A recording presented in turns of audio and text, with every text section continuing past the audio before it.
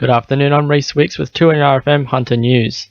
New South Wales State Labor has promised greater protection for the region's subcontractors with the launch of the party's small business policy. The policy has been aimed at recovering money lost by companies following the fall of government contracts.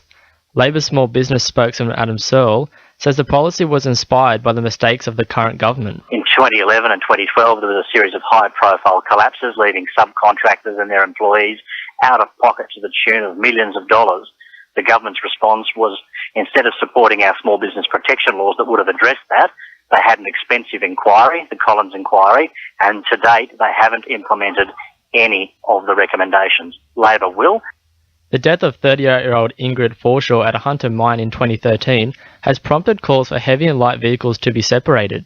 New South Wales Trade and Investment found the intersection where the accident occurred does not meet Ravenworth's guidelines, with its design and signage below par. Their report recommends a separate path for heavy vehicles to avoid collisions. The state government is pledging almost $98,000 for the restoration of migratory shorebird habitat in the Hunter Wetlands National Park. The project would target weeds impacting on the health of salt marsh habitats, home to around 17 species of migratory birds, financing the restoration work of up to 200 dedicated volunteers. Liberal candidate for Port Stephens Ken Jordan says it's about protecting the region's ecosystem. What it means is that weeds will be eliminated. Over 3,800 hectares will be treated. The weeds will be removed. And a lot of the weeds are introduced to Australia and they come in and dominate. They're replaced with habitat that the birds need to survive. So it's a real win for the environment. Police have charged a male and seized up to 4 firearms from a Windale property following an alleged domestic dispute on Monday. Officers were called to the James Street premises around 7 p.m. in relation to an alleged incident between a man and woman, before confiscating the rifles along with a large amount of ammunition.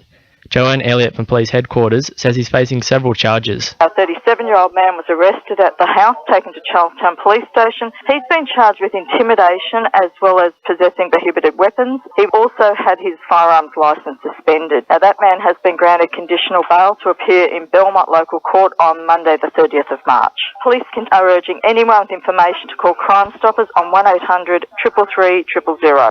The Port Stephens mayor has dismissed pollution accusations levelled at a local composting business as politically motivated. The company, operating outside the conditions of its development approval, has been blamed by Hunter Water for harmful waste found in Grahamstown Dam. Mayor Bruce McKenzie says the election is a factor. It's a vendetta against that firm, especially by one councillor that thinks that Nathan Tinkler's Bill Dev companies involved, which they're not. Absolutely not. Now with sport, Belinda Dallas-Harris. The Newcastle Jets have rubbished claims of a David Carney comeback as they go after just their second win of the season against Adelaide on Sunday. The exiled midfielder has officially been scrapped from selection for the rest of the year, with Sam Gallagher and young gun Radovan Pavicevic tipped as likely replacements for serving Olyroos Andrew Hull on the wing. Coach Phil Stubbins says his focus is on the game ahead. Adelaide's going to be a significant threat against us, but we're going to be ready for them. We'll just do what we can and monitor the boys as we go through with the loads between now and the game at the weekend and get everyone as fresh as possible for the game. Hunter Hurricanes products Montana Perkins and Julia Barton have today been named to feature in the National Water Polo League's All-Star Weekend. It's another feather in the girls' caps, helping the Hurricanes to a 5-9 win-loss record so far this season under new coach Daniel Lawrence. And Knights rookie Pat Vaivai is preparing for his headline act against Penrith this Saturday, following the 2-game suspension of front rower Corbin Sims. That's sport. I'm Belinda Dallas-Harris. 2NRFM News Time is 12:10.